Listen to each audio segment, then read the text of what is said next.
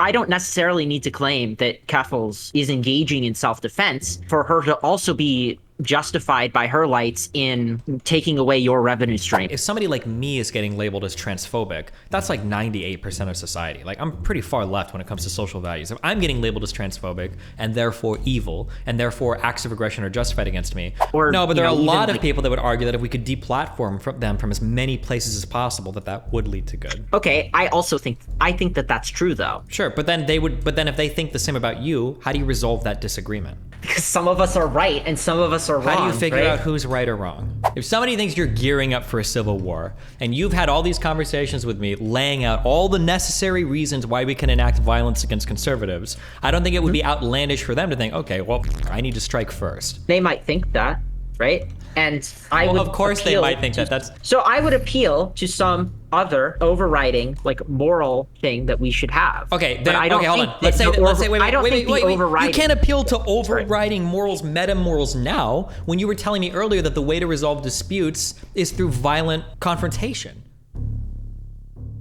I want to talk to you about something very, very specific. Yeah. Also, just to be clear, my opinions are not a reflection of Sunday's opinions and vice versa. Okay? Even though we were talking together, that does not mean that you can extrapolate anything I say here to mean anything that Sunday might or might not believe. Cool? Gotcha. Okay, cool. So, I'm gonna start with a quick hypothetical that I'm that may not seem related, but I promise you it's going somewhere. Okay. Okay. So, you're a big like self-defense person, right? Like, you believe in the right to self-defense, right? Yeah, for sure. Okay. I also believe in the right to self-defense. I really like it, right? So you agree that, if somebody is trying to exercise lethal force against you, that you probably have the right to exercise lethal force against them, right? Insofar as protecting yourself, yeah. Okay. But you wouldn't say that you have the right to exercise lethal force against somebody who's not doing anything to you, right? In the most literal sense of the term, not doing anything to you, sure. Yeah, if yes. they're not doing anything. All right? Yeah. They're an innocent person, sure. Okay? Yeah. So I think this is a pretty simple hypothetical, but what it's trying to demonstrate is that sometimes people's differing behaviors can warrant different kinds of treatment, right? So it's just to shoot the person who is attacking people, but it's not just to shoot the innocent person, right? Generally seems to be the case, yeah. Okay, cool. So, to bring this to your manifesto, a lot of the stuff that you do here, like, you go through like 10 examples of people apparently being like hypocritical, right? Okay. So you have Keffals complains about people who hate her and makes things up about her with no proof. Then a couple hours later in the same stream speaks about how I want transgenocide to succeed with no proof, right? Or I think the better one is when Keffals says that she's glad you lost your revenue stream, but then bemoans the fact that she lost hers, correct? Yeah. Okay. So you understand that this isn't like hypocrisy on her part, right? Like, she can just appeal to facts about you that are different from facts about her that justify treating you that way and not her, correct? That's possible, but highly problematic. Why is that problematic? So the problematic thing is that typically when we think about like self-defense, or if we think about enacting something on another person, we're usually thinking of some subset of actions that a person could take, thus that it would warrant like a response. So like if somebody punches me, I should be able to hit them back. If somebody threatens to punch me, maybe I should be able to even preemptively hit them, et cetera, et cetera. I think something that we have to be worried about is that when we start getting really broad with who deserves harm, we start making it like conceivable even that we can like hurt huge groups of people that aren't necessarily acting in ways that upon further reflection would like actually warrant the type of harm against them. Can I push for something a little bit more specific? So here's something that I used to kind of believe in. No, I used to fully endorse. I probably even said on stream. Have you ever heard the phrase like, we should punch Nazis? Yes. So I probably don't necessarily agree with that, but I can kind of sort of get behind that. But the statement in and of itself is highly problematic, not because punching Nazis is bad, but because the category of who can be a Nazi can be almost endlessly expanded. Such that if somebody says something along the lines of like, I voted for my city councilman who's a Republican, somebody can go, oh, you agree with Republicans, you're a Nazi, I can beat you up. And I think that's kind of the issue that happens to where when people start getting attacked online, it's not because they've actually engaged in any horrific, terrible action. It's because we've gotten so broad with how we paint people that we can use this excuse of like self-defense or they aggressed on me first, when the type of aggression we're talking about really is just like a disagreement in opinion or like an argument that you got into with somebody online. Okay, cool. So there's a couple things I want to respond there to that. So first of all, my self-defense example was not necessarily meant to say that what Keffals is doing is self-defense, right? Like, it's just meant to be an illustrative example of how differing facts can lead to warranting different treatment, right? Yeah, of course. So I understand you taking it down that road because I presented a self-defense hypothetical, but that's not necessary. I don't necessarily need to claim that Keffals is engaging in self-defense for her to also be justified by her lights in like taking away your revenue stream or wanting your revenue stream to be taken away. Yeah. So the other thing is just that, as a quick thing, I agree with yeah. you 100%. That was the whole part of my, as much as you got triggered about my terminology, that was the whole part of my ontologically evil section. The deferring fact there is that, well, this person is evil, therefore the act is different. I can laugh when he loses his job, or I can laugh when Blair White gets death threats because she is, the fact of the matter is she's different than me. She's evil. Therefore, it excuses all like types of action. That was kind of the point of that section, but yeah. Okay. So the other thing is that I don't see how something like aggression can't also be expanded in such a way as to encapsulate lots of things that many of us wouldn't consider aggression. I think that something like this is... I think that what we consider aggression is just pragmatic. It doesn't have any actual basis in, like, fact. I don't know if you can say, like, for a fact that somebody aggressed on you. Like, sure, these are like kind of like claims of like meta ethics. Like, is it like when we talk about aggression, we're kind of like morally, we're talking about an act that's kind of wrong or unjustified, and that justification lies in the realm of ethics, and whether or not you believe those are real or not is, or there's a fact of that. Sure, I can understand. I mean, it's not even that though. It's just like I used to be a moral realist. I'm not anymore, but like even when I was a moral realist, like I still believed that there was no meaningful distinction between things being aggressive and not, because I don't really want to get into that, but the point being here that I think that in the same way you're saying that Nazi, the category, can be expanded to mean lots of different things depending on the user. I think that aggressor can also be expanded in that way. Yeah, I agree. Right? So, but you wouldn't take it as problematic. No, I would. I would take it as problematic. That's the whole point. I agree. You would take it as problematic to say that you're justified in having in doing violence against somebody who is aggressing upon you. Yeah, the problematic part, and again, this was the whole point of that section that I had written about, where I talk about like how we have like the idea of punching up and we've got systemic oppression. The problem that I have is that we can build out that idea of what it means to aggress on somebody to be very broad. Like, it might be the case that just voting Republican means that you're aggressing on somebody, or just having a Blue Lives Matter like sticker on your car, that might be aggression towards somebody. And I think that's kind of where we've seen the conversation shift to where like, well, aggression doesn't just mean you're attacking somebody. Like, just voting a certain way threatens my rights. Just supporting a political party threatens my rights. You are aggressing on me just by virtue of stating a political belief, which I think, for obvious reasons, I think leads to like problematic outcomes, right? Okay, so I'm. It's been a while since I've watched your content, admittedly. Okay, but isn't one of the things you got in trouble for like years and years ago, like saying that it was aggression to be, if you were like if you were a DACA recipient, it would be aggression to vote in favor of the party that's like trying to kick you out of the country, right? Yeah, I think the argument went that like if you were a DACA recipient, like I could see you feeling as though you were being aggressed on anybody that was voting to literally remove you from the country. Yeah. So do you still like agree with that reasoning? I think to some extent, yeah, I think so. Yeah, if you have that, because I would argue that like being forcibly removed and kicked out of a country is like basically one step below murder and rape in terms of like a state enacting power against you. Yeah. Okay. But you think that the reason you would say that this is different is because specifically because deportation is so like drastic a measure? Like that's yeah, when the it comes only to reason? Vosh and Keffals, if there was like if we were on the ballot of like we need to deport all trans people, then I think that everything they're saying suddenly comes like, yeah, okay, I think it's valid to feel like a certain level of aggression towards like people that are voting in this way. I think that's more fair. Okay, but like you don't think that it's getting to that point. Like Not you don't even even think close, it's no. you don't even think it's like ramping up to that point. Not even close, no. I think Okay. we're farther along today in trans rights than we ever have been in history. We've accelerated dramatic. We could take like 5 steps backward and still be farther ahead on trans rights today than we were 10 I years mean, ago. do you not think we currently are taking steps backward?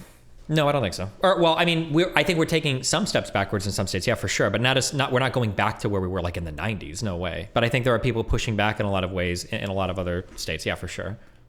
Okay. So do you not think it's like worth worrying about like the pushback that is currently happening? It can be, but we can't have, I don't think we can have definitions of aggression that are so broad as they include, not to make it personal, but like if somebody like me is getting labeled as transphobic, that's like 98% of society. Like I'm pretty far left when it comes to social values. If I'm getting labeled as transphobic and therefore evil and therefore acts of aggression are justified against me, like that's not to like get hyperbolic because I know everybody arguing does it, but like that's a pretty fashy kind of like mindset that like all of my political opponents are engaging in an ideology that like by virtue of that ideology makes them worthy of attacks. Like I can start attacking people on the streets just because they have this ideology. Like that feels like a very authoritarian mindset. Okay. So Or do you disagree with a part of that or? okay, is it authoritarian to think that you can attack people on the street? Yeah, basically like the intolerance for a political side has gotten so great that we can just be violent against them just because, yeah. I mean, it really depends on the context of and like what said thing, like what said political party is espousing. For sure, Like I agree with that. I would only like the thing is that I would only disagree with it on like pragmatic terms. Like I don't really care about like justification in that sense. Like I would probably advise people not to do it because it looks bad, but I wouldn't have if I had like good reason to think it was leading to a way better world down the line, then I don't see why I would oppose something like that. Well, have you ever seen Gundam Wing? Can you truly build a world of peace with violence? No, I don't know what Gundam Wing is, man. But like, I think that the issue that you have, and this might be a more fundamental or more abstract conversation, I guess. This just depends on, I guess, like your feelings about like democracy.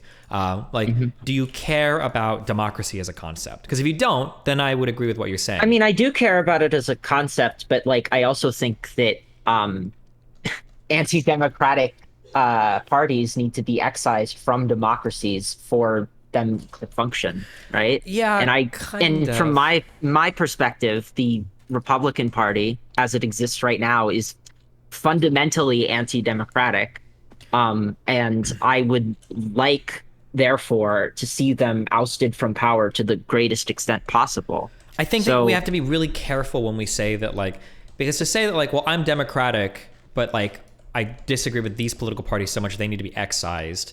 Like if they're truly, I'm sure you've heard of this, more formally stated as like the paradox of intolerance. Yes. Yeah. So, or the paradox of tolerance, but yes. Yeah, sure, the paradox of tolerance, yeah. So this is something I used to espouse a lot because I believed in it. But this is kind of what I notice over and over again what's happening is that like basically what we do is we say that in order to have a tolerant society, everybody in the society must be bought into that concept of tolerance. And once you get people that are acting in intolerant manners in a tolerant society, you've essentially entered this kind of prisoner's dilemma where if you try to give a little and the other side is taking, you're going to get fucked over. Therefore, a truly tolerant society actually has to be intolerant of intolerant actors, which on its face seems logical. But the issue comes when it comes time to define, well, who is intolerant?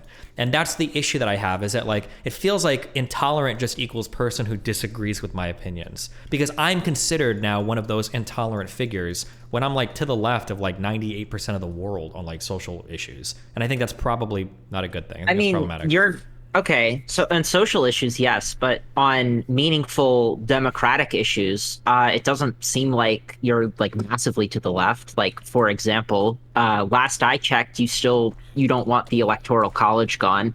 I would consider that like a pretty big that's a pretty big talking point among Democrats, right? Even. I mean, I don't have to, that's not like one of my major issues. Like if the Democrats were but it doesn't matter if it's a major issue or not, right? I think it does matter. What your like legislative priorities are, I think say a lot about like what your stances are, right? Like when I say it's not a major issue, like if they were to get rid of the electoral college, I don't mind it as an institution, but I'm not like fiercely allegiant to it. Same thing with the filibuster, right? Like I think it's nice, the idea of bipartisanship or the idea of like an EC, maybe weighting smaller states, but like if they got rid of it, that's not like the end of the world for me. That's not like a thing that I feel like hugely important about, right? But if they got rid of like the ability for like gay people to get married, that's something I would feel very strongly about. I don't think that's good.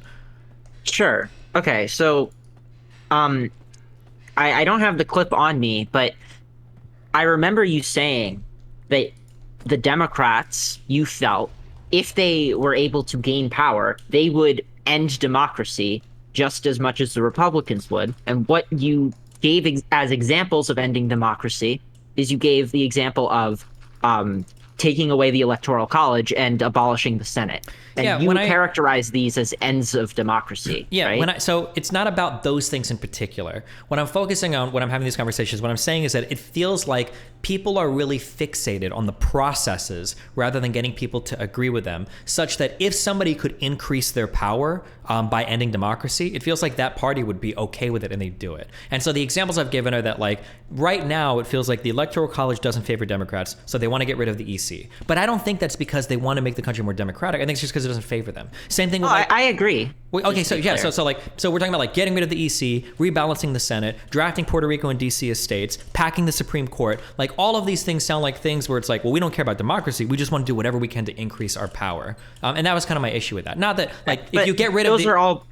If you get rid of any of those things individually, I don't think you're necessarily quote unquote getting rid of democracy. I was just using those as examples to show that I don't think people have like a principled like position where they like democracy. Like if you could show that you could get rid of some things that were anti-democratic, or if you could get rid of some things that were pro-democratic, but it made your side stronger, I think people would be in favor of it. Kind of like how people like Trump, I think is like a very fascist kind of president. I don't think he's very democratic at all. But Republicans will say they like democracy. I don't even know if they pretend anymore. But they'll support anything that he does like unilaterally. Okay. So the thing is, though, is that like I don't really care if what they're doing is sincere or not, because I'm not hitching myself to the Democratic Party. Like I don't really care why they're doing the things they do, as long as they're doing it. Like if they packed the courts or ended the filibuster and abolished the Electoral College and abolished the Senate, like I would consider and drafted Puerto Rico and Washington DC estates. Like I would think that those are good things, like independent of why the Democrats want to do it.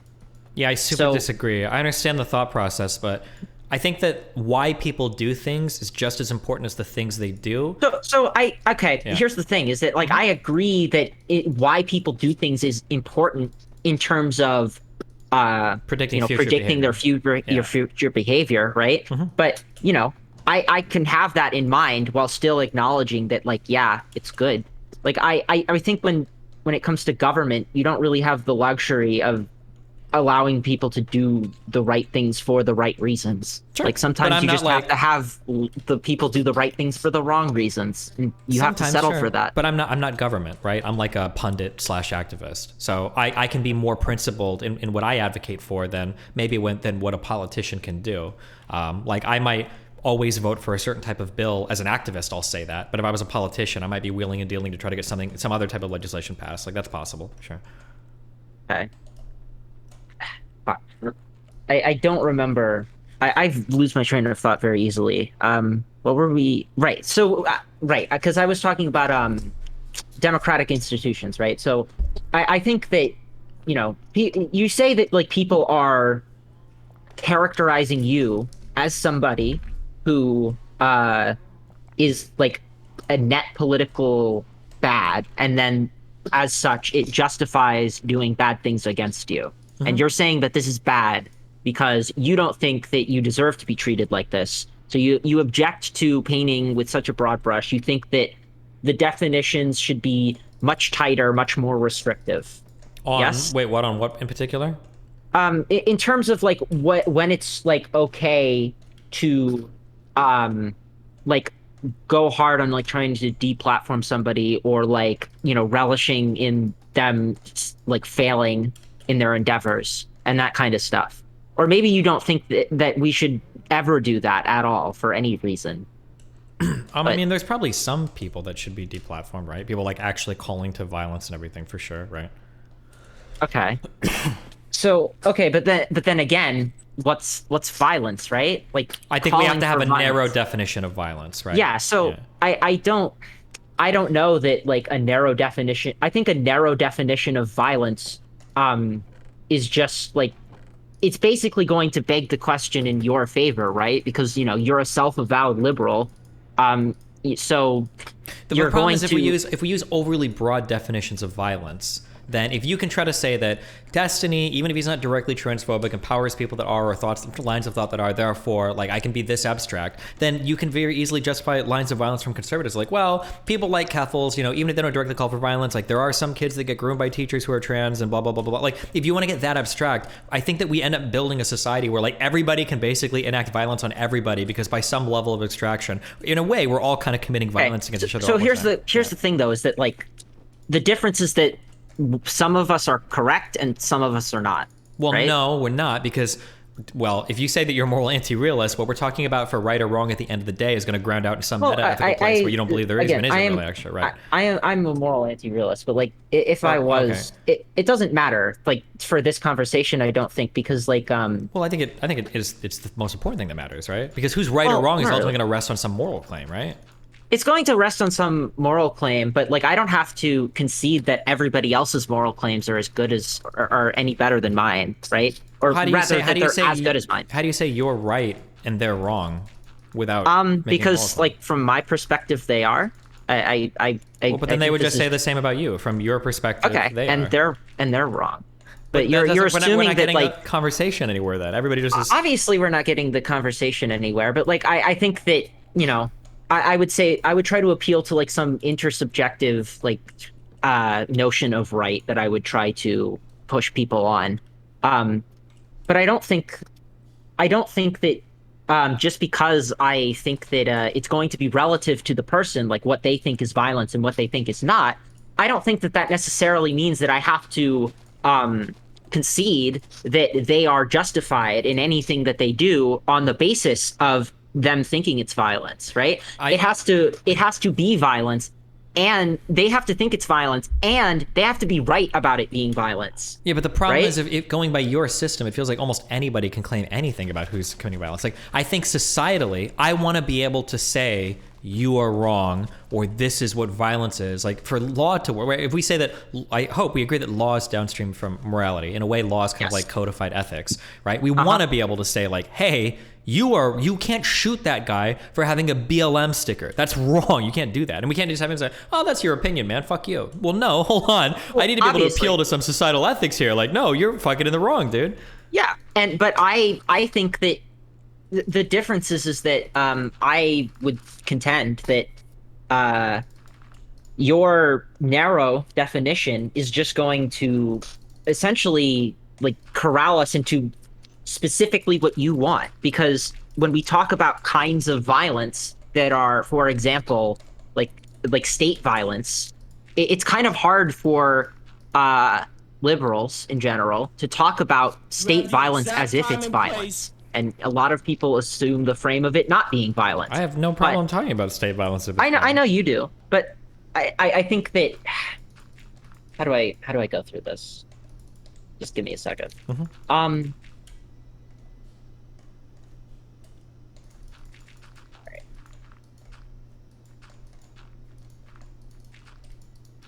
Okay. I'm kind of losing track a little bit. So we were We were So we're talking about your 'em. issue is that you think that my definition of violence is going to essentially beg the question such that the only tolerable behavior in society is like the behavior that I already approve of or something. It sounds like the argument you're trying to make. Yeah. So like I think that what we're gonna end up with is yeah, that's basically what I'm saying.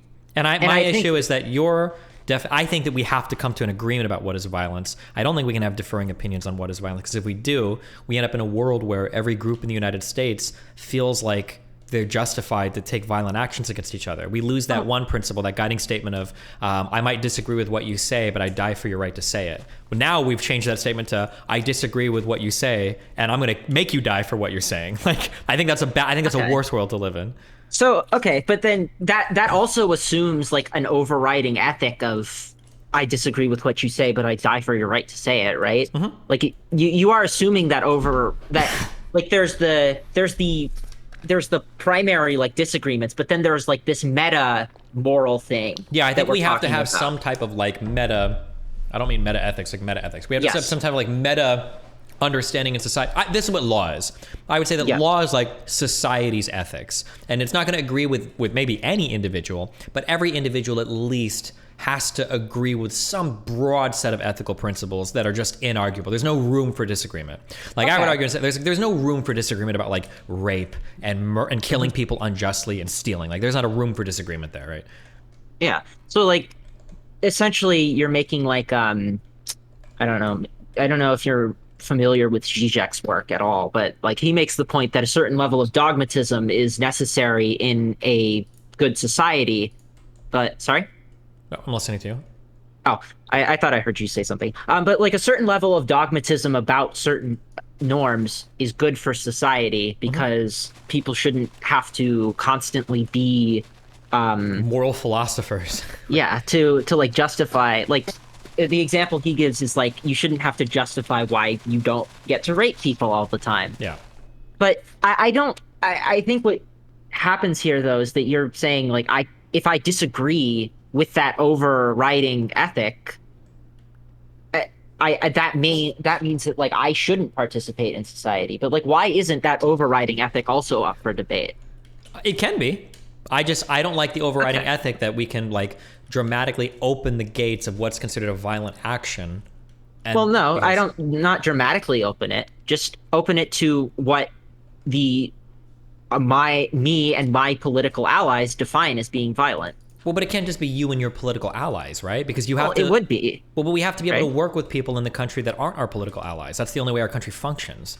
Unless you're talking, this is why I said earlier yeah. it felt a little bit fascist, because it feels a little authoritarian that we only want one side being represented and every other side is necessarily evil. Like we have a democratic system. and a- Necessarily evil isn't the word I would use, but like I think that if I would say that if you're saying there's a group of people that you can act violence against because by the very nature of them existing, they're aggressing on you, I'd say that's about as close to evil as you can get without calling them evil, if not Sure. actually being evil. So like just again to be clear, like I don't advocate violence against people like for pragmatic reasons, right? Well, but I don't care about But- pragmatic reasons. We're having a moral conversation right now, right? Well, I don't think that you can divorce those things because I think that pragmatism, or rather, how efficacious a given action is going to weigh heavily on whether or not it's moral. Like if I Okay, felt let's say that a woman is getting raped by a man, and if she fights back, there's a pretty decent chance that the man will kill her. Do you think that it's immoral for the woman to fight back at that point, even if it's unpragmatic for her to do so? no, because I think that she's doing that at her own risk. Well, but it's not pragmatic. It's not pragmatic, but I don't have to commit to the idea that pragmatic distinctions always weigh on moral questions. Like that's all you have to consider. Well, yeah, but but if you're- I can say that it means something, right? Like whether or not. No, I don't think so. I think You don't think so? if there's going to be a time when you're choosing between pragmatism and something else, then I don't think that ultimately pragmatism is what you're appealing to. Whatever system you're using to choose between those two things, that's what you're actually appealing to. And pragmatism doesn't seem to be it, because you want to be able to morally condemn some actions, even if they are unpragmatic, which I think we all feel. There are all times we can probably do things that aren't pragmatic, but we would want to have some moral justification for them depending on the provocation. It's like pragmatic towards a given end, right? Well, everything is towards a given end. Okay. Normatively. So right? I think that all right. So what you're saying is that I can't ever say that there are pragmatic reasons not to do something and that this weighs on morality because in some situations, other reasons might override those Supersede it. pragmatic reasons. Yeah. So like if somebody tells me like I'm a consequentialist and I would agree with any action that increases the overall good in the world, and I would say, let's say I could show you that like raping a 2-year-old increases the goodness of the world. Would you be okay with that? And they'd be like, okay, hold on. In that situation, I would not be okay with it. Oh, okay. No, I mean, I can bite this bullet though, like, because I consider myself like pretty much a consequentialist. So like, I would probably say yes, that's fine, but you're restricting the hypothetical in such a way that I can only answer, like you're restricting the hypothetical such that we have access to all the information, right? But we don't have access to all consequentially relevant information in real life. So we have to make moral principles that are based on like, I guess like general ideas of like how we think things should turn out, and we can like reason based on evidence and stuff. Yeah, like sure. that, right? But I feel like, and you might be like the one exception, but I feel like you run into issues where like if I could show you, if I could demonstrate that like enslaving just a small group of people would dramatically increase the utility of society at large, such that it would outweigh any decrease in utility that small group of people experience, like would we consider this like a moral justification for slavery? I mean, I kind of think so, because in a way, like that isn't that kind of like I feel like which you end up doing that in a lot of cases anyway. Like we have government amenities, right? And we like a lot of philosophers would argue that this is the case anyway, right? So libertarians who think taxation is theft will say like, well, we're already all slaves, right? But even like most libertarians agree that some things need to be funded.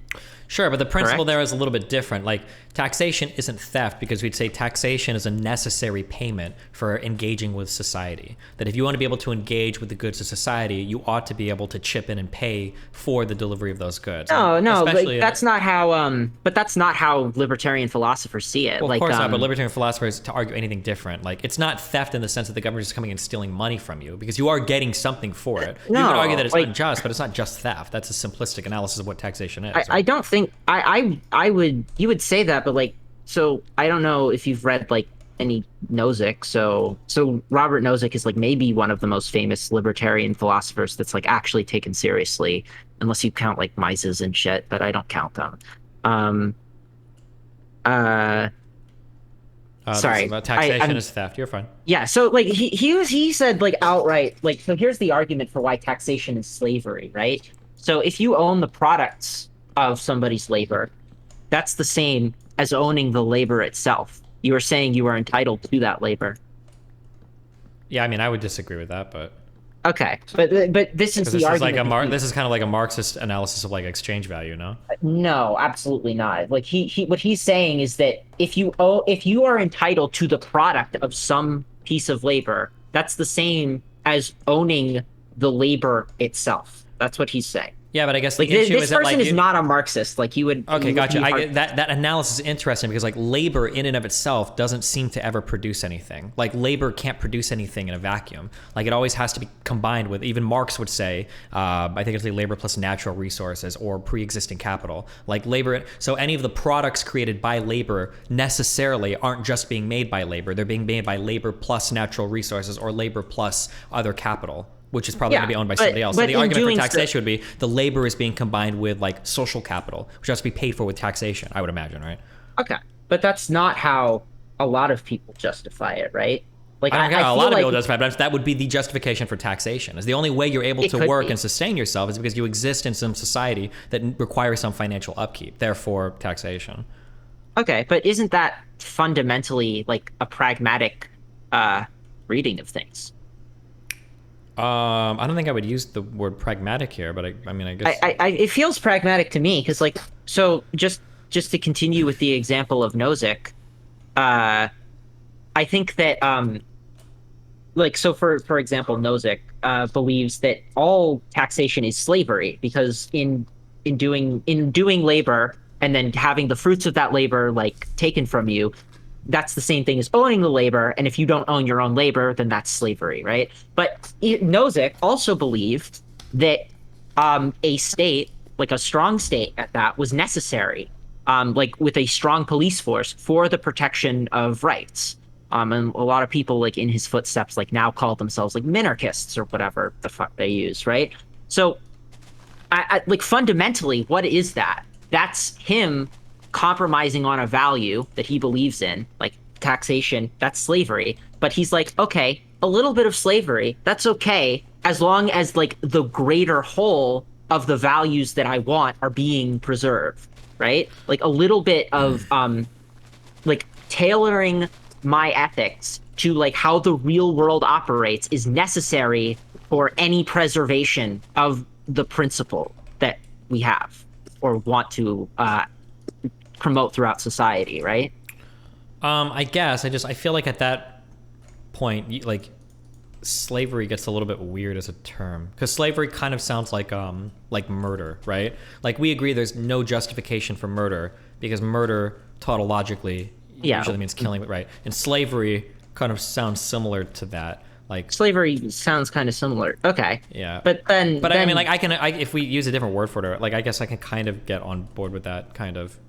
Okay. So my only point then is that like sorry, I keep losing my train of thought because we keep like going very, very far away from like what I came here to talk about. Well, not very far away, but like what I'm trying to say, I guess, like overall here is that when we have political things that we're trying to actualize, right?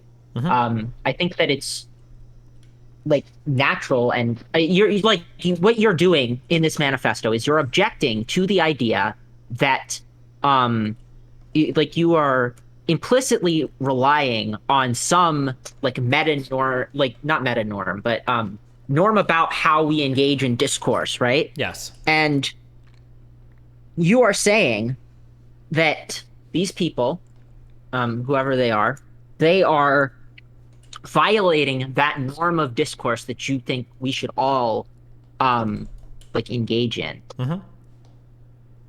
But I think then that you also need like a very, very good independent justification for why that meta norm cannot be questioned, right?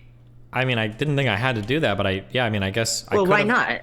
Because I think it's obvious that if we create a society where everybody with a political end that's different than another person can enact maximum violence against them, that leads to chaos. No. That's not what it means, though. What it means is that only people who have a legitimate political grievance can enact violence. Legitimate political grievance begs the question. Everybody thinks their political grievances are legitimate. That's the problem, right? Yeah, everybody thinks their political grievances are legitimate, but some people are right. And some people are wrong. But now right? you're not appealing to like a meta narrative there. Now you're making an argument of moral realism, that there is some factual claim about whose political grievances. Well, no, because you can also just say it's like from their perspective. But no, again, you can't. As soon as you say from their perspective, we're back at square one, where everybody feels like because you're assuming an absolutist frame of reference. Well, you're assuming an absolutist frame of reference. No. Okay, let me show you why. When you say there are two parties, and these parties are in disagreement with one another, and I ask you, both parties are going to think they're right, and you say there is a fact of the matter that one party is right, that is appealing to an objective frame of reference. Now, if you want to escape that, you can say, well, hold on, I don't mean they're objectively right, I just mean like with respect to what they believe they're right. Well, then you go back to my statement where both parties think they're correct with respect to what they believe. The only way to resolve the dispute between the two is to appeal to some objective, like absolute frame of reference morally. I don't think so. So have you ever like debated relativism like seriously? Probably not. I don't debate anything seriously. I just people. I think that this kind of reasoning like very, very heavily reminds me of like some of the very common objections people have to relativism, right? So it like do you see the symmetry that like I'm drawing here, like between the kinds of objections you would have to relativism and the kinds of objections that you would have to what I'm saying? Because in a way, what I'm advocating for is a kind of relativism about politics. Because like I'm saying that I agree with that, but I'm just saying it sounds strange from a relativistic point of view. If you're going to concede, or I don't want to say concede, but if you're going to posit like relativism, and then you're going to say, well, one side is right and one side is wrong, that doesn't feel relativistic to me. It feels more absolute. But like I'm from like a shared frame of reference, right? So from my frame of reference, I think that they are justified in doing things, right? So there are two things that have to be satisfied, right? There has to be some agreed upon level of what counts as like justified for engaging in violence. And there has to be the idea that like engaging in violence is okay, right? But I don't see like what you're essentially saying is that, oh, wouldn't society be really bad if we just had this norm of anybody who thinks that they're justified in engaging in violence is able to engage in violence, right? Yes. But I'm saying also that we should have a social norm about what counts as justified as well. Sure, but then we would need to figure out what counts as justified. Yeah, we would, and I would appeal to like a lot of different things for that. You could, again, but like keep in mind that whatever we appeal to, some, both sides are going to come to wildly different conclusions about that, right? Not necessarily. You like, think that you're going to that, be able to get like 70% plus of Americans to agree to definitions of violence that allow you to enact violence on like Republicans? Probably not Republicans, but like again, I'm not advocate. I don't think that it's good, like for many reasons. Like I don't think it would lead to a good world if like tomorrow we just went out and started killing Republicans in the street. Like no, but there are a lot of people that would argue that if we could deplatform them from as many places as possible, that would lead to good. Oh, but I also think that that's true though. Sure, but then if they think the same about you, how do you resolve that disagreement? Because some of us are right and some of us are wrong. How do you figure out who's right or wrong? I can appeal to like intersubjective ideas about like what morality is or should be. Okay, when you say intersubjective, but you're appealing to the fact of the matter about who's right or wrong, how do you reconcile those two words? So I think that like right or wrong from a given perspective, right? No, like, everybody is right from their own perspective. That's a meaningless statement. Everybody is correct. Yeah, of course. Nobody believes things that they think are wrong. True. That's absolutely true. No, I don't think that that's true. You can say it's like pretty easy to have a perspective and for you to be wrong about your own perspective or like what your own perspective actually entails. You might have a misunderstanding about it, but like. No, I don't think that that's true. Like so let's talk about the human perspective, right? Like I don't. So do you ever? I know you sometimes talk about philosophy. Do you ever like talk about maybe like beings that could possibly experience the world in like radically different ways from humans? Sure, it's possible. Yeah. So I can say, like, from my perspective, from the human perspective, it is right to believe in something like Actually, here's a great example. Have you seen the movie Arrival? I have. Wait, can I ask you two super quick questions? They're like yes or no's. I swear to God, I'm not poisoning the well here. Are you a vegan? Yeah. Not yet.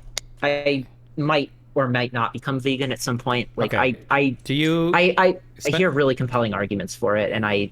Gotcha. Do you spend a lot of time in the Ask Yourself Discord? No, I don't. I actually don't like Ask Yourself. I find him kind of annoying.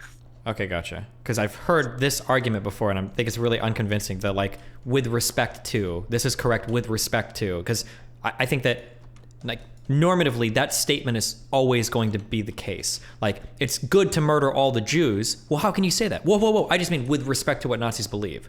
Oh, okay. Well, I don't think so. Like, that's what I'm saying is that like I don't think with respect to what Nazi. Okay, so like this is why I'm not like super into like Ask Yourself is because like I don't think at least at the time I think he's gone to college for philosophy at this point, but I digress. He wasn't like a very good. Well, no, but it sounds like that's what you're saying right now. That's my issue. No, so like what I'm gonna say is that given a certain perspective, like people can be wrong about what their perspective entails and even what their perspective is. Okay, right? let's try to do this with like an actual example so I can figure out like what's going on. Sure. Do you think that like people should be mandated to take vaccines? Yeah. Okay. So let's say that I won't say I'm an anti-vaxxer, but I don't believe mandates are ethical. I think you should be able to choose what goes in your body. How do we resolve this disagreement between you and me in any objective sense? In any objective sense? Mm-hmm. I mean, there are a lot of ways. So, like, for one, I could try to push them on their moral commitments. Sure. So my moral commitment is I think that I have a right to decide what goes inside my body. The government doesn't have the right to mandate me to buy medicine from some other company to put into my body. So, okay. So that's your, sorry. You're saying that, like, that's what you say. Mm-hmm. Hello? Sorry. My microphone cut out there for a Wait, be second. careful. It did the thing again. You have to turn off the booster or whatever. Yeah, sorry. Better? Yeah, okay. Okay. My microphone just sucks. No, you're good. Or it's like the plug is broken. Anyway, where was I? What was I So talking I say about? that I don't think the government has the right, even if it benefits society, I don't think the government has the right to mandate what I put in my body. Okay. So you say that, and then I would probably so there's a couple things I could do, right? So on the one hand, like I could try to probe you for a lot of different examples and like try to see, are you consistent on that idea, Yeah, right? I am consistent on it. Okay, so you are, like, let's stipulate that you are consistent. Yeah. Right? I could also say that like that if you really examined what you truly believe, that you wouldn't actually come to that conclusion and that you're coming to it for motivated reasons, right? Yeah, I am motivated. My motivation is I think that morally, I think we have a right to decide what we want to do with our own body. I understand that. But you can still appeal to like some like there are a lot of things you could do to say otherwise. So like I could say that it's not so like if you take on like a moral constructivist view, you could say instead that like there are facts about humans that imply or necessitate certain, right? So like this would be like it would be like a kind of like a Kantian perspective, right? Like I don't know how I'm not much you know. Kantian. I'm Christian. I know you're not, but I'm saying. No, I'm saying the like, anti-vaxxer, the anti-vax mandate. He says he's Christian. I don't care what so Khan say. okay, so no, but like that's the thing though, is that what I'm saying is that he could say he's not Kantian, but it's not about what he believes, because like with the Kantian argument is that these truths, or rather that morals are true statements that hold for all humans in virtue of the characteristics that they possess in being human, right? Okay. And in that sense, this person could say all they want, that they truly do believe that it's wrong for like them to be vaccinated or for them to be forced to be vaccinated. But I could simultaneously argue that they are wrong about their belief. Like they have the wrong belief based on their perspective. But then you're arguing. If you want to argue, that's fine. But if you're going to argue from that Kantian cognitivist position, you're arguing a form of moral realism, which implies an absolute frame of moral. Because Wait, hold on. Yes, Kant was a weak moral realist. Yeah, no, Kant was a moral realist. So if you're like, gonna constructivism is not necessarily realist. Like it's kind of. If you're going to tell me that there are facts about humans that I can use to construct objectively true moral statements, if that's not moral realism, nothing is. I mean, no, because moral realism is there are stance-independent moral facts, right? So I could say that humans have a shared stance that instantiates certain moral facts, but that if there were like non-human entities that sure, like but had different facts about them, non-human entities right now. Okay, but it's not moral realism, right? Okay, it's fine. like, it's human moral realism, with aliens potentially having different morals than us. Okay, but that's all I'm saying, right? Is that there are but then like how would you do it? Like you keep saying like you could do it, but like do it. Like I'll have a quick conversation with you. Say that I am against vaccine mandates. How would you convince me using facts and logic to like? I mean, I probably the thing is though is that like I probably wouldn't. I would probably just like say sucks for you, too bad, and just force you to take the vaccine anyway. Okay, like, but then but then look at the issue. Then let's say that we reach another part to where conservatives are in power again. Well, they say, oh, well, sucks for trans people. We're going to force them not to have any healthcare. Sucks for you. Okay. So what? So we need the meta narrative of how it's not probably okay to force people in our society to do things. Because there are facts about Hold on, you can't keep saying there are facts about without giving me those facts. Okay. You can't just keep appealing to there are facts about. There aren't. I don't think there are facts. Like, yeah. I can say there are facts about vaccination that are like pretty relevantly different from trans people, according to most. Yeah, but the problem is how you weigh those facts are going to be. It's going to bring in a whole host of normativity that's going to be subject to different interpretation or agreement or disagreement for both ends. That's the issue. So And those normative kind of like weights are going to be incommensurate with one another. You're not going to be able to argue somebody out of how they weigh one thing with another. Like you might even get to a point where you get somebody to agree, if we don't vaccinate, we're going to create a study where more people are dying. And they go, that's okay. I weigh my bodily autonomy against that. The same that I wouldn't have 10% of women killed to make society healthier. I wouldn't have 100% of people vaccinated to save 1% of people that might die if they get sick from an extended flu. Yeah, I might want to defend my right to guns, even if more people might die with guns. That's a protected right for mine, and I think that's a cost that we pay, right? I think people will make these arguments. So they can say that, right? So for one, is that a reason that most people are going to like onboard? Like, do you think that the vast majority of people are going to onboard that reason? Yes. I don't think so. Like, I would say that the vast majority of people already accept many things that are a little like slightly inconvenient to them and like violate their bodily autonomy in the strictest sense. Slightly, but are also like people also draw some hard lines. Like look at firearms. That's the thing where a lot of people have drawn a lot of hard lines on. Yeah, people draw hard lines, but also vaccinations are another one where people draw a lot of hard lines. Yeah, a lot of people do, but there are a couple reasons for why that is, right? So like one of the reasons is because it's so politicized. Working class Andy, right? So, like, maybe the problem then is that people are ignoring their better judgment because of, like, anti-democratic political institutions like the Republican Party. Or maybe the reasons why these are so politicized is because there exists a great deal of natural disagreement about the topic. I might argue you're putting the cart before the horse. I don't really think that's the case, though. Like, I think that a lot of people switched gears as soon as it became, like, politically advantageous to do so. Like vaccination has never been, the Republicans, they never died on the hill of defending vaccination, but like anti-vax sentiment has, I have a feeling that if we looked, anti-vax sentiment has noticeably risen since the start of the pandemic. Sure, it might, but I'm just saying that, like, I don't think we can have a logical debate and get everybody out of their positions, and then in the next breath say, I'm not appealing to some objective, like, moral frame of reference. Well, I don't think, I don't think you can, like, or rather, I don't think everybody will be convinced, but I don't really...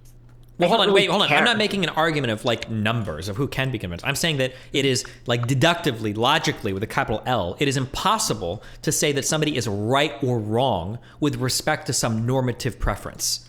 Like, if somebody says, I value my bodily autonomy over, like, the health of society, I can't even evaluate that statement. That's beyond me. I have to get into normativity. You can evaluate it from your standpoint, right? Okay, hold on. You evaluate from your standpoint doesn't make any sense. The statement doesn't make, everything is correct from a person's stance generally, unless you can show a contradiction or something. Yeah, but that's what I'm saying is that, like, again, this is from a given standpoint. But wait, you have to acknowledge that there are going to be people that do have, if we get rid of the contradiction stuff, there are going to be moral systems that are fully coherent that contradict other moral systems. Do you agree with that, or do you disagree with that? Yes, I do agree with that. So if we can have an internally consistent, a logically coherent moral system that contradicts another moral system that is also logically coherent, how do we resolve a difference between the two without appealing to an ultimate frame of reference morally? I would say that you can... I mean, honestly, the way that it works out historically is that they usually just, like fight over it, right? But I think that some ideals are more intuitively appealing to people based on a lot of different things. That's not that's not an answer, right? You can't just say, well, it's more intuitive. Like that's... Well, I'm not saying... So, but that same criticism can be applied to the overarching rules for discourse, right? Like, how I do you agree. convince people of those? Well, yeah, well, no. But- But I've already got a reason for that, right? Like, we reason those out, we appeal to the process of democracy, and we vote over them, and we necessarily have to accept whatever society deems or codifies into law, even if that disagrees with our personal moral positions, because that's the only way democracy like, can how function. do you get people to onboard that? We do it legislatively. We've got a government that we've entrusted with power, and then we have like laws, and we've got police to enforce said laws, and we've got No, I mean like the ideological position. Like, how do you we don't enforce- have to get the ideological position of the meta narrative. Yeah, like the idea that like everybody deserves like this equal say in the Well, marketplace of ideas or whatever. that's what we have, a democracy. If we disagree with that meta narrative, then you revolt, you have a revolution, and you fight for a different type of government. But as long as you're participating in democracy, we have to believe in the meta narrative. This is why I defend institutions of like, yeah, everybody, we might have a law that disagrees with our personal moral stances, but at the end of the day, we appeal to what we've decided as a society is right. Okay. So for one, people can and often have objected to like the way that democracy is set up currently, right? Like, I agree that we live in a democracy, but is it like the best, most representative possible democracy? No. And I think that people could make moral arguments for why. Yeah, we can talk about a different set of meta rules. We can argue for those. Yeah. So, but that's the thing, is that like a different set of like, why can't the people that you're arguing against just operate on those different set of meta rules? Because we like, live in the same society. We can't have. Okay, we but, have like, to have the same. You don't set of have to rules. agree with them. Like, I think that. Wait, you do. I guess. Why? We have to agree with the. We have to agree with the meta rules, because if we all disagree, then all of us would have like different systems of law. Some people would be scamming each other. Some people would be raping each other. They're like, oh, well, this is Sharia law. This is Christian law. Like, I can do that. Like, it doesn't work. We have to buy. The government wouldn't let you do that, right? But like, I have the full right to disagree with that meta rule. You can disagree. You can speak word to it. Yeah, and you can advocate. Yeah. You can advocate for. So, like, you say this as if, like, how does this not just lead right back to the paradox of tolerance, right? Like, you're saying that, like, there's disagreement to be had with, like, individual political positions, but that there are these meta I don't rules. agree with the paradox of tolerance. I think the paradox I know of tolerance. you don't. Hold on. The paradox of tolerance only works insofar as you're looking at only attacking or defending political views that exist within a system. I think that the solution to the paradox of tolerance is the defense of the political system, not the ideologies contained within said system. So even if Nazis appeared in our system, we wouldn't fight against Nazis, the political party, but we would defend the institution of the system that allows the democracy to function. So if Nazis ever made attacks against that institution, we defend the institution, not on ideological grounds of the political parties, but on the ideological ground of the defense of democracy. Yeah, so like, I think that this is, how do I explain this? Like, I don't see those as different. They're like, absolutely different, because you're talking about how you don't even want to agree with a meta structure. You want to be able to excise Nazis extra politically, like through violence. And I'm talking about how, no, you have to use the system to fight people within the system, but you also have to defend the system at the same time. When you get rid of the system, all you have left with is violence. Like, humans without their institutions are just animals, and then we resort to guns and swords. Okay, but like, why and we can't kill I each other. argue for different institutions? You can argue for different institutions if you want. Okay, sure. So, but again, this is what I'm saying, is that like, a lot of the people you are arguing against are arguing for very radically different institutions. That's than great, the ones and that we I have, agree with them. right? They are arguing it. That's why I call some of them fascist. I think some of the institutions they argue for are fascist, and that's why I don't agree with. But, wait, hold on. You can't say sure, buddy, sarcastically when you're giving me reasons why you should be able to fight with other. Why you should be able to fight against like other people violently or whatever. Like I've said like a trillion times at this point that like, I don't think that it's good to fight Republicans in the street, because I don't think it is politically efficacious. Like, if it just to be clear, if it was, like, I think that we could do that, but it's not. So it's a moot point, right? Wait, you say that one more time? It's a moot point because it's not efficacious to fight Nazis, or rather Republicans in the street, not Nazis, because like, that's a much. I think it is efficacious. You fight with the system, yeah, but you have to support the system. It needs buy-in. People all have to be supportive of the system. That's the only way democracy works. Is with enough people willing to say, I might disagree with what you have to say, but I'll die for your right to say it. Okay, but then if people are disagreeing with that meta rule and like working actively to undermine that meta rule, then you kind of need to excise them, no? Yeah, but you're fighting against them not because they're intolerant of your political ideologies. You're fighting against them because they're intolerant of the meta rule.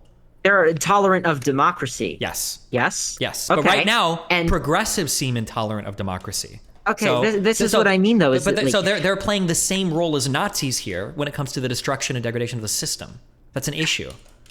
Okay, so like you think then that that progressives are just as intolerant of democracy as Republicans are? Yes. For the radical activist types online. Not the Democratic Party, but like the progressive wing right now seems like it is, yes. Okay, and you justify this claim based on what? Because progressives feel like if you disagree with the progressive orthodoxy, they have the right to remove you from your school, from your job, and from the public square in terms of conversation. That seems pretty intolerant to me. Okay, but you already agreed that these people disagree with the meta rule, or at least the No. The people that progressives target don't disagree with them. I don't disagree with the meta rule. But the people that progressives target are people that disagree with the progressive orthodoxy. They could make the argument that you aid and abet people who do. But then I would fight again against that. Like, you can't get that many levels removed because now we can all kill because then we can kill everybody can kill each other for everything. Like, because again, you're still assuming this overarching frame under which, like, you know, you're still under sorry, I'm a little stuttery right now.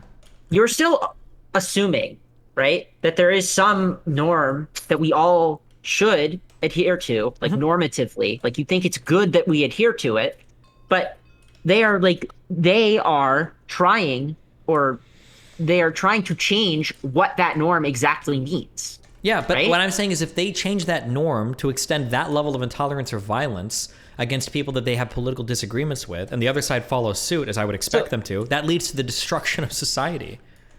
So you think that like things like deplatforming lead to the destruction of society in the long run, like in the medium run, or maybe even in the short run.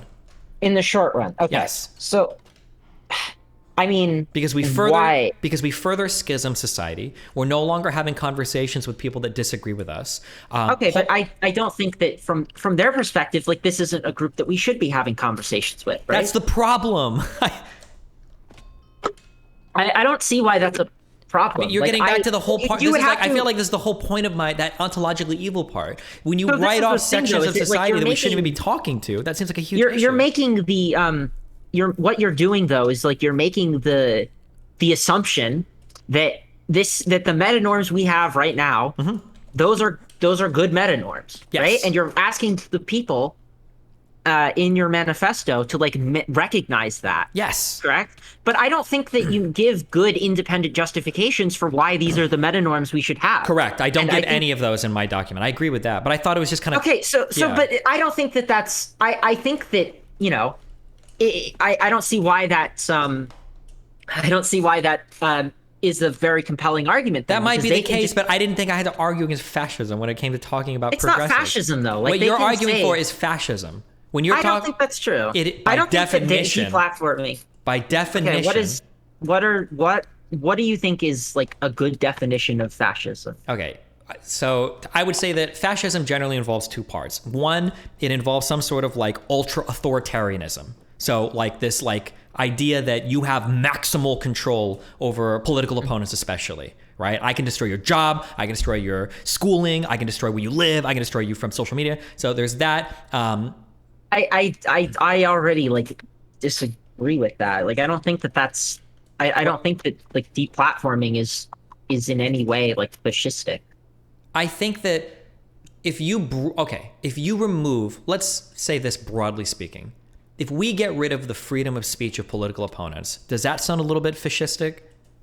If you get rid of the freedom of speech, sure. Can we agree that like if you get banned from Facebook, Twitter, and YouTube, you've kind of lost a big chunk of your freedom of speech? You've lost a lot of your audience. I agree with that. What would you say is like what would you say is your freedom of speech? The Like, ability to speak and be heard by people. speak and be heard by people. So I get if you're defining it like that, where your ability to speak and be heard by people, then yes, you are getting your freedom of speech taken away. But then I also think that if you want to live in a democratic society, you could also then say, well, maybe some people should, maybe the amount of like free speech that people have should be equalized to some extent. So, and then in that sense, deplatforming is good because it prevents people who are against the meta norm from having these large, but we're not talking about. We could talk about, if you want to talk about that, it would be in regards to equal access to freedom of speech, not just equal full stop freedom of speech, right? I don't think that everybody does have equal access to freedom of speech, though.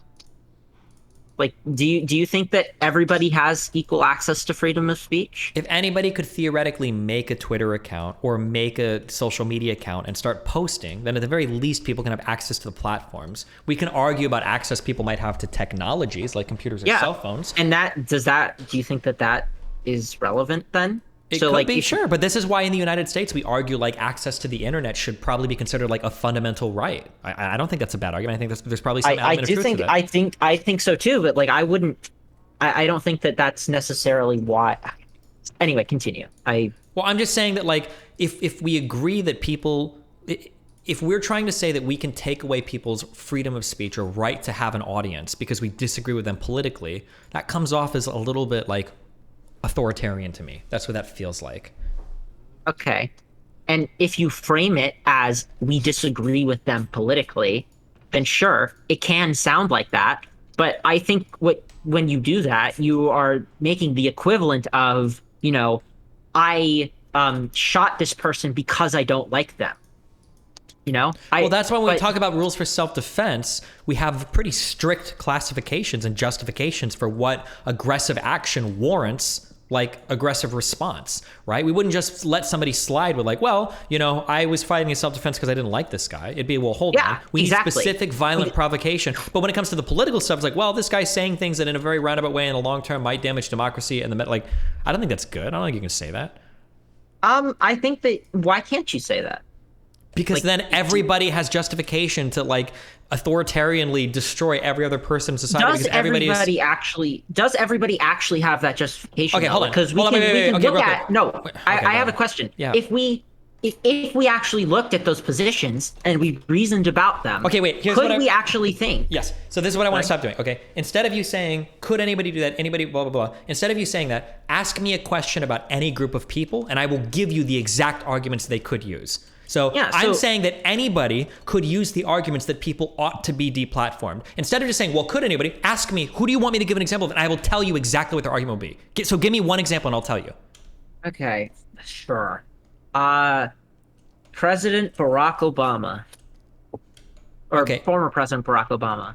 Okay, so what arguments could he use to deplatform or attack other people? Oh, what arguments could be used to deplatform them? What arguments can we use to deplatform them? If you're using the vague kind of arguments that you are about causing harm, right? A Republican could say something along the lines of like, President Barack Obama was the chief representative of the United States, and he went around doing an apology tour. President Obama weakened the United States in the eyes of other actors around the world and opened us up to terrorist attacks like ISIS. And the only reason that happened was because of how weak a president like Obama was. Therefore, violent action against Obama can be justified in service of the defense of U.S. citizens because ISIS terrorist attacks around the world and in the US can be directly traced back to his type of action. If I use your ideology, I can make that argument for any political figure. So you can make that argument. Is it true? Yes. In their eyes, it would be true. Well, in their eyes, but like it's a fact of whether or not the claim that ISIS terrorism like rose as a direct result of Obama being in power, that's a factual claim, right? Well, hold on. When did ISIS start to prop up? Right? It was during Obama's time in office. So do you think then that the reason for why that happened is because of Obama. I think that he probably contributed to it a little bit, whether we like to admit it or not. There was some contribution there. It could be argued that some different type of more like strongly nationalistic Republican leader might have been able to prevent some of that. Maybe, maybe not. I mean, it's hard to run history twice to see, but. So do you think that like the vast majority of people will see that as a very convincing argument? Yeah, Republicans say this shit all the time. So they say that Hillary shit all the Clinton time and about Barack Obama created ISIS. Yeah. Yeah, so they say that all the time, right? Yes. But we can contest the facts of that in the same way that we can contest the facts of a self-defense case, right? Okay, you can try to argue the facts here, but one, it's going to be almost impossible because of the complexity of the situation. But two, we're not talking about the facts of the matter generally that are that concrete. For instance, when it comes to my deplatforming, the argument is that like I increase the total amount of harm in the space. How could you ever have a conversation about those facts of the matter? How could you have a conversation about like give me one fact of that matter that would ever go to proving that? Okay, so you could, for example, track the amount of harassment that you get or that creators get from engaging with you. You couldn't prove that that's from me. How not? Like if I have a lot of hate followers. It might be people that are hate following. Or it might be the things that they're saying, they could have said it against anybody and people would have followed them and hated them. You're never going to be able to prove causally that those people came from me. I mean, you're never going to prove causally how. Like, you can make inferences, right? I don't want to make, when it comes to me being executed on the fucking wall, I don't want people making... You're not being executed on the wall, No, I know. Well, though. but that's where it leads to. That's where we're eventually going. I don't okay, fine. Even when it doesn't come, when it comes to me losing $150,000 a year in income, I don't want it to be on inferences. I want it to be on like concrete reasoning. Like so this is the thing though, is that what you're proposing like a very high standard for like whether or not you're causing harm to the space. No, right? I'm saying that there would be weak standards for everything. Like, I don't personally believe that Barack Obama and Hillary Clinton created ISIS. That's a bullshit oversimplification of issues in the Middle East. But Republicans will argue it. And you could maybe say that, like, maybe there might be something there. Maybe they contributed to a little bit. Much the same, like, well, maybe, I guess it's possible that I could have contributed to some harm in the space. But, like, it's not good to go another step. It's like, well, since it's a possibility that you did, we're going to go ahead and take, like, aggressive and violent actions against you. I think that leads to bad places. So then, what if, I don't think that most people though see it as like an all or nothing thing, right? No, so, I think everybody sees it as an all or nothing thing. So you think that like everybody thinks that like if you've done like any bad thing ever, that means that like it's about that you get to be deplatformed, as opposed to like... that's the whole part of my ontologically evil section, that people like were making fun of me getting death threats, people make fun of me getting drugged, like people like wished me to die when somebody was making jokes about it. Like, yeah, people say this shit all the time about me just because I have a couple of and I'm pro trans rights, I'm pro trans fucking hormones for minors, and people still call me transphobic and make these statements about me. So yeah, I didn't come here to argue that. So sure, that's fine. We don't have to argue that, but I'm just saying that like, yeah, people make these statements about me that they would wish like any bad thing upon me, and I'm sure they would about other Republicans. But again, so like what this comes down to is like you don't think you deserve being castigated that way or being cast that way. Like you don't think that you fit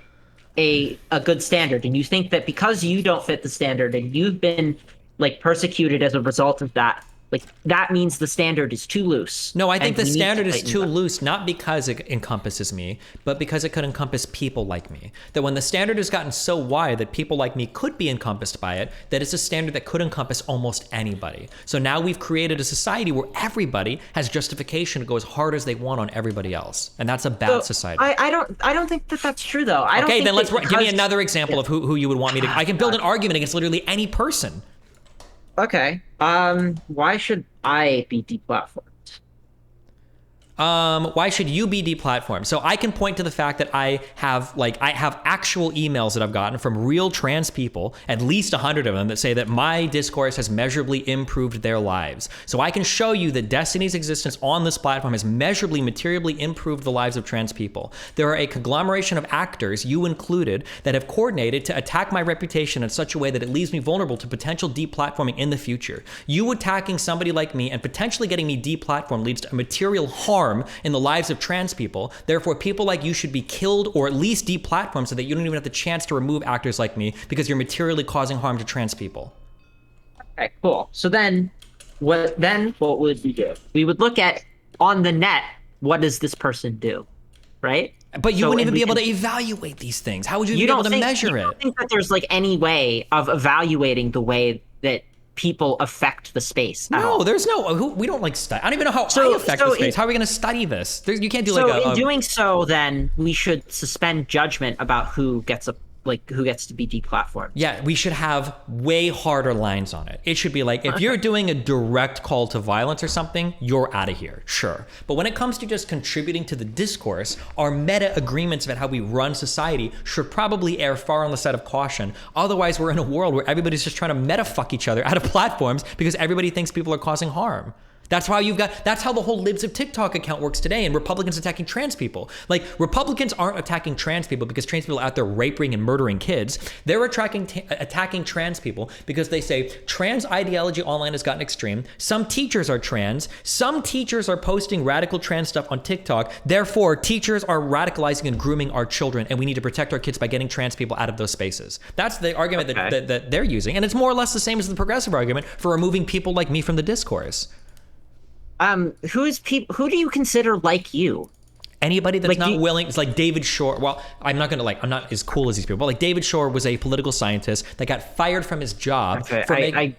I don't want to go down this. Like, Well, if you're gonna why ask don't me for we just- examples, I'm gonna give examples, right? Okay, so no, so like, let's stick to okay. How about some of like the people that you pal around with? So like, do you think would you consider Lauren Southern a person like you? At this point or 5 years ago? Either way, Well, no, that's not the either way. thing, is Because that- if you're broadcasting yourself, going out and breaking laws and committing like direct illegal activities, like that's, I think, rises to the level like, yeah, sure, deplatforming is okay here. I'm not going to sit here and say like people like Lauren Southern should be able to go out and video record themselves shooting flares at migrant vessels. That's probably not okay. I don't think she did that. She did. I'm pretty. I mean, you can ask her about it. Like, I know she went out. I don't think she actually shot a flare at I anybody. promise you, she absolutely did. Okay, With the goal like, being to like try to get these boats to turn yeah, around. or yeah. stop for a I little understand. bit. You can. I mean, you have Lauren Southern on tap, like, so you can ask her. Like, don't get me wrong. I brought her up as an example of somebody I hate, but like, I'm just like making sure that. Sure, but I'm saying like in that case, yeah, this is somebody that probably shouldn't be allowed. And I think that she might get mad at me for saying it. I don't know if she's trying to assume or not. But like, I think that when Patreon deplatformed her, I think Patreon were within their right to do so, and I thought their explanation was satisfactory for doing so. But like Lauren Southern today, that just espouses like fairly far right conservative views, I don't think that's deplatformable. No. Okay, but then what about like what if I could point to ways in which her rhetoric hasn't really changed, or like her position? I don't care as much about the rhetoric. If it's not a direct call to violence, I think we kind of have to let it slide. Like I can give you a more extreme example. Call like, to violence. So like yeah. implicit calls to violence, though, like that's okay. It depends on how implicit it is. I think it should be condemned morally, but I don't think we should be writing rules to like deplatform people. I think we should just be calling it out and attacking it socially. Why though? Like why? Because I feel think like that, because then whoever is then writing the rules, we need a very like stringent definition, or like No, we don't. about what. Sorry. we don't need a stringent definition at all. My thing is a lot of leniency. We err on the side of caution. Let people have their freedom of speech. If they say really dumb or stupid shit, or they're implying, like I think Tucker Carlson should be getting railed every night by mainstream and alternative media commentators. I don't think he should be like removed from his job by like the government or even necessarily Fox News. I think he should have his position and he should speak what he believes, and he has the right to do that as an American, even when he's talking about the Great Replacement stuff. I disagree with that. I think other people should call him out for it, but I don't think he should be like forcibly removed as a result of that. So like, as long as they're dog whistling, that's like acceptable. Yeah, because the problem is people are going to say that trans people are dog whistling to groom children. That's the issue. A dog whistle is any time somebody makes a point that you don't like that looks like it could be betraying a different underlying position. That? What? Can they substantiate that? Like, can they? No, but you can't substantiate anything idea? about Tucker Carlson dog whistling Yes, either. you can. How? Why can't you? So, like, for one, you could appeal to things that he said in private and show that like there's a mismatch. When has in Tucker how- Carlson ever said something in private showing that he like wants like brown people to be killed? I don't know, man. Like there was this one clip that got leaked of him like talking about brown people on some radio show from it was a while ago. So like maybe you think he's changed since then, but I could Talking about easily, brown people in a negative way is not wanting brown people to not get in a killed. negative way, like calling them monkeys Sure, and that's a like little bit racist, but I and that mean, like that they fuck. I don't remember the exact thing. I can sure. get it. Hold on. Let me Google it.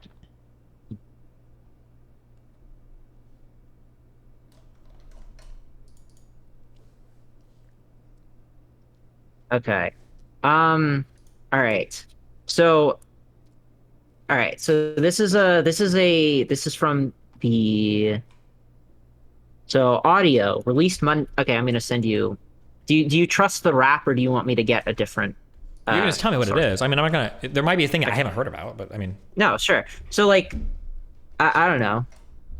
All right, so in another 2011 clip, Carlson said that the war in Iraq could turn around if somehow the Iraqis decided to behave like human beings. In 2006, Carlson told the radio show he had zero sympathy for Iraqis because they don't use toilet paper or forks, adding they should just shut the fuck up and obey us. Like, I don't know, man. yeah, that seems Like, pretty shitty. But I don't think it's worth deplatforming over. Seems like a shitty guy. I don't think really? I'd be friends with him. Really? Yeah, Like, no, why would do you not he think should that be this fired maybe- for his job for saying dumb shit like that? I don't think you should get. I don't think anybody should force As you. a pundit. If Fox News wants to employ that type of person and they want to have that type of speech on their platform, they're free to do so. I mean, you can say that they're free to do so, but like I can argue against the norm that allows them to do that. Yeah, but And they'll I argue can against do your so norm on in the other such a way- side. They'll argue No, that but like you shouldn't be allowed they can, to platform trans rights because you're going to turn kids trans and cause them to mutilate They themselves. can.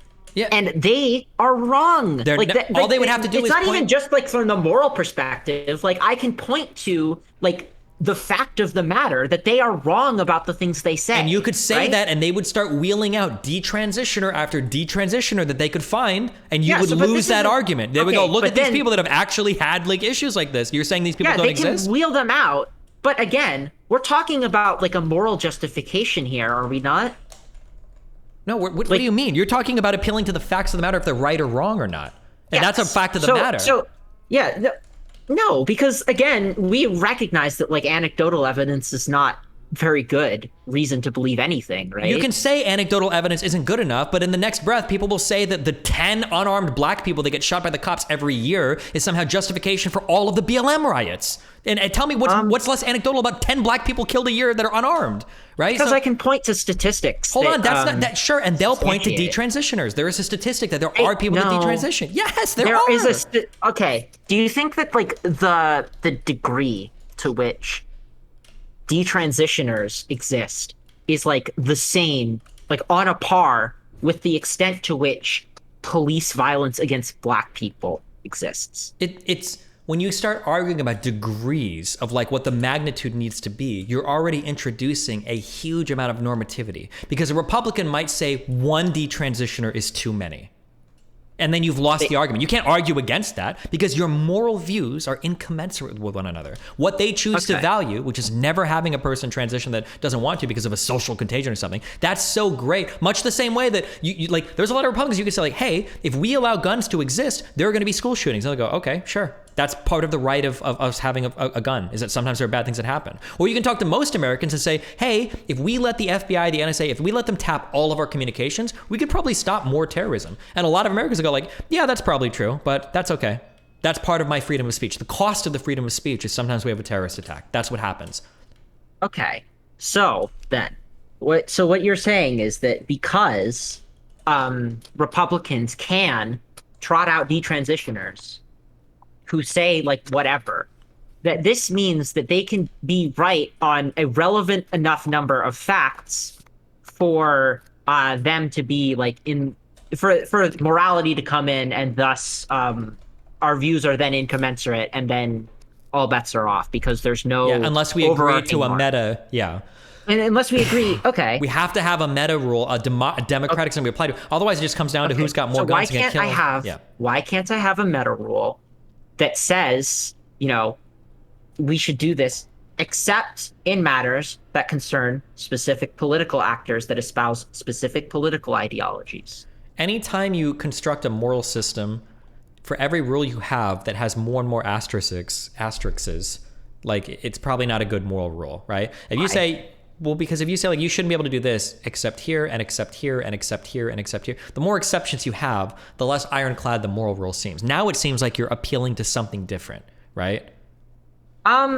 It might seem that way, but I think that what the norms I think the norms we have for society can be different from like what the moral right thing to do is. Like, how do I explain this? So like, here's an example. Well, the moral right thing to do ought to be following the rules of society. Okay, do you still consider yourself like a rule utilitarian? Yes. Okay. So one of the things about what? Sorry, what I just said wasn't necessarily true, because there could be forms of civil disobedience, but that's a different thing. Sorry, go ahead. So rule utilitarianism, like one of the things about rule utilitarianism, and there's been a lot of debate back and forth on it, but one of the things that like distinguishes it is that there seems to be a fundamental asymmetry between like what it prescribes and what it thinks is like the maximal good, right? So it thinks that the maximal good is whatever the best consequences are. However, what it prescribes is a set of rules that are likely to lead to those outcomes, as opposed to like evaluating each individual circumstance on its own merits, right? Okay. Like roughly. Obviously, I'm oversimplifying, but that's like the rough overview of like rule utilitarianism. Yes. Sure. Okay. So like, why can't I have the same thing for like social norms, where you say like it's appealing to something else, but like that's okay. Like obviously, my appeal more broadly is to the overall goodness of the world, like you can't appeal to overall goodness when goodness is what is being debated. Goodness is the subject of the debate, because people disagree on what goodness means. That's the issue. Obviously, people disagree on what goodness means, but I don't think that changes in. That doesn't change when we have like certain like overarching rules that we're talking about, right? And like the reason you think, but we're talking about breaking some of those rules to punish certain people. We got to like, because like I think in general we would agree. It's not about punishment. We would generally agree that like making somebody lose their job is a bad thing. I think we would all agree that that's a bad thing. But we're talking about certain issues where in self-defense or in response to a perceived aggression from somebody, we can start to aggress on them, right? Like taking their job, taking where they live, kicking them out of school. So if we're talking about breaking some of those rules, well, we need to provide like these moral justifications then for when somebody's like aggressed on us. We do have to come to agreements about what those like provocations can look like. Yeah, we have to come to agreements. So how can you get two different sides to agree when you just want to punish one side? My God. So the thing is, though, is that you're not gonna like. The thing is that we keep kind of switching back and forth between like, pragmatically, how do we do this, and like more. Wait, hold on, wait. To be super clear, I am not arguing pragmatically whatsoever. I'm asking for concrete ethical rules. I haven't even gotten to the world of pragmatism yet, where none of this might be possible. I'm just having an ethics conversation right now. So, okay, but you're saying like people have to agree, right? But that's fundamentally a pragmatism. No, it's not. Right? It's a rule for society to function. It's not a pragmatic rule. I'm saying that rules okay. Hold on. Wait. Hold on. I have to. Okay, to have two people with incommensurate moral systems. When I say that, do you understand what I mean by that? Yes. Yeah, okay. For two people with incommensurate moral systems to resolve moral disputes, there necessarily needs to be a third system that they appeal to. If a Muslim and a Christian get into an ethical disagreement with one another, then they need to appeal to the state to resolve that disagreement. That's where my justification comes from for why we have to have a meta rule system or a meta narrative. That's why law exists. It's because sometimes two people will have a moral disagreement, and the way that it's settled is to look to the law. And I think so. What I would say here is that I think I reject your first premise that there needs to be a third system from one person. Like, because then how do they resolve disagreements? Well, they could just like fight, right? I agree with you. My first statement when we first started to get into this was, without institutions, man becomes animal. And I said we would resolve it with guns and swords. And you're repeating the same. So yeah, I agree. It is the case that if they tried to have a moral disagreement and there was no third system to appeal to, yeah, they would fight and the winner would be the one that would be correct. But do we want that Okay. world? Is that the world we want? Probably not for most things, but like I also think that some things should just be fought against with violence without like much democratic debate about it. Okay, Again, so then we because have a the certain Civil level War. of dogmatism. All the LGBT people are killed. You're okay with that outcome? No? Why? I imagine in any big civil war, the left is probably losing against the right. You would agree with that? Oh, right now. Yeah, right now. So you think that the left I should... work every day to make that not the case. Okay, gotcha. So then if a Republican or a conservative saw somebody like you, they'd probably have justification to kill you. Do you agree with that? No, I don't think so. Why not? You're literally gearing up right now to be able to win a civil war against them in the future. Why wouldn't they be able to attack and kill you now? Hold on. I gearing up to be able to win against them in a civil war. To the extent of like if one were to happen, yes, I would want that to be prepared. Whether or not it's my end goal is a different question, right? I don't think it's relevant. You don't think it's like a relevant difference, like whether or not if somebody knows that you're gearing up for a civil war, I think that they have the right to.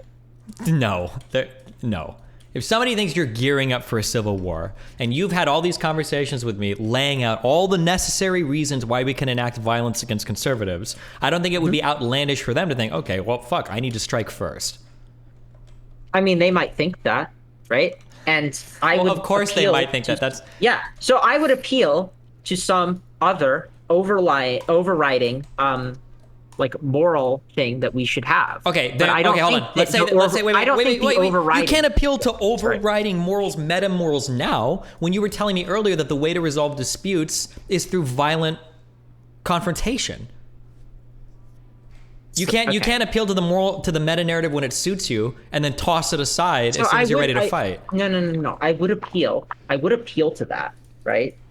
If it's like convenient, right? I would try to have a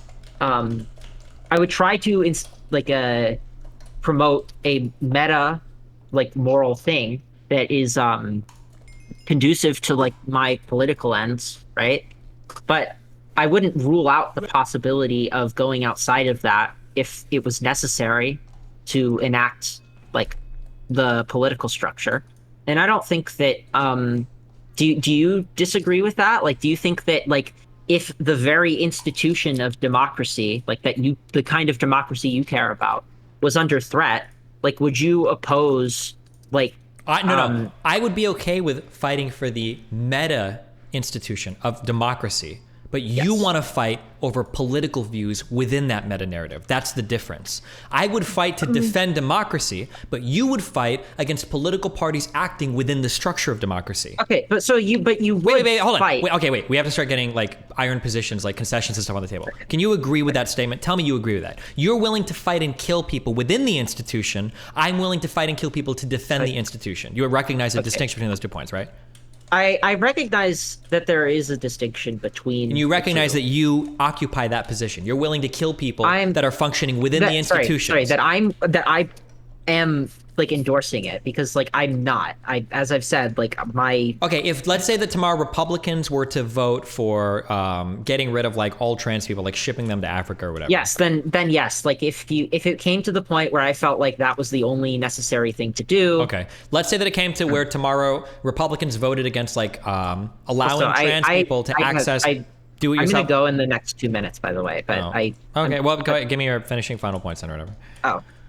You can finish what you wanted to say. No, go ahead.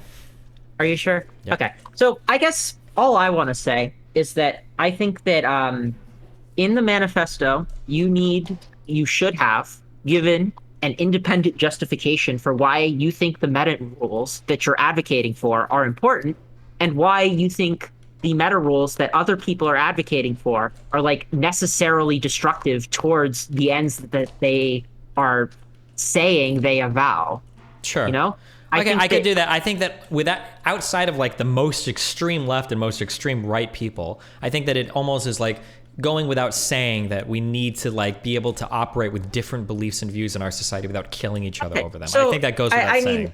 Without killing each other, yes. But like, again, the extent to which different kinds of actions are justified is going to be like And I really would say, dependent on the person. but Like, I would say that all except the worst of actions shouldn't be considered aggressions. Otherwise, we live in a society where everybody is constantly Again, making rules no, up to I kill other understand. people. Yeah. Yeah, I understand that, but you didn't give that justification in the manifesto Sure, at I all. did, and I told you I agree I didn't because I thought that went without saying. But I don't think it goes okay, but like if you're trying to like actually convince people, like if they don't agree on those fundamental assumptions, if you don't justify those fundamental assumptions about how society should be, you're not really giving them much of a base on which to I'm like not build trying up to. your argument. I don't think I'm ever converting in that document people that believe that we should be able to kill and deplatform conservatives. That's not my. Why do you keep equating killing and deplatforming? Because Like, I don't think that- deplatforming is like a few steps away from killing people.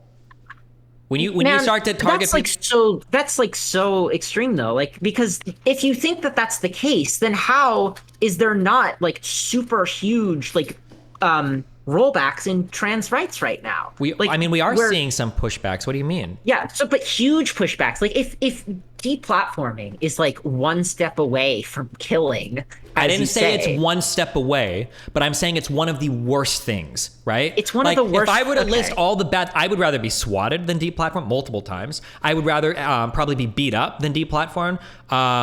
Maybe if it's not going to kill me, like shot or stabbed, I'd probably take over deplatforming. Over my YouTube career, 100%, I'd rather be shot or stabbed.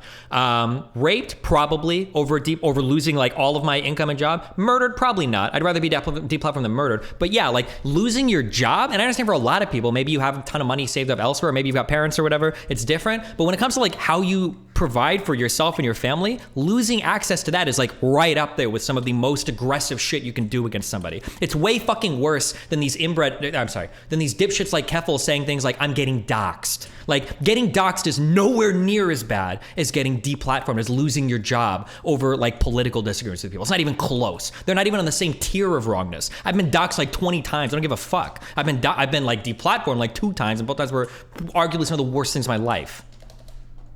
Okay. I would say that like these things overlap more than you think. Like I think that you know, you have a very strong will, right? I don't think that other people have as strong of a will as you. And things like doxing and harassment can amount to deplatforming in a much like in a soft power way. For especially privileged people, sure, maybe. Much like I how don't think it's for especially it's for privileged. especially if marginalized the worst thing, people no. too. If the worst thing, no, absolutely not. When it comes to marginalized people, marginalized people have to deal with way worse shit than getting bugged on Twitter. If your main bugged on complaints in Twitter, life are doxed, getting harassed dude, on Twitter, doxed. if you're getting doxxed, you're an online person, because real life people don't even know what the fuck that means. So if your main issues are getting doxxed because you're like crazy on Twitter all the time, or is getting harassed on Twitter, the problems you're dealing with are so light compared to most people, and you're nowhere near the issue of like deplatforming. You're very far removed from those types of actual problems. All right. Again, as I said, I have to go, so I'm not going to continue this. But thanks for talking to me. All right, it was thanks a lot. fun. Have fun. I don't Okay. have anything to shout out, so right, we well, continue with the video now. Be Bye. careful, buddy. Oh, Jesus.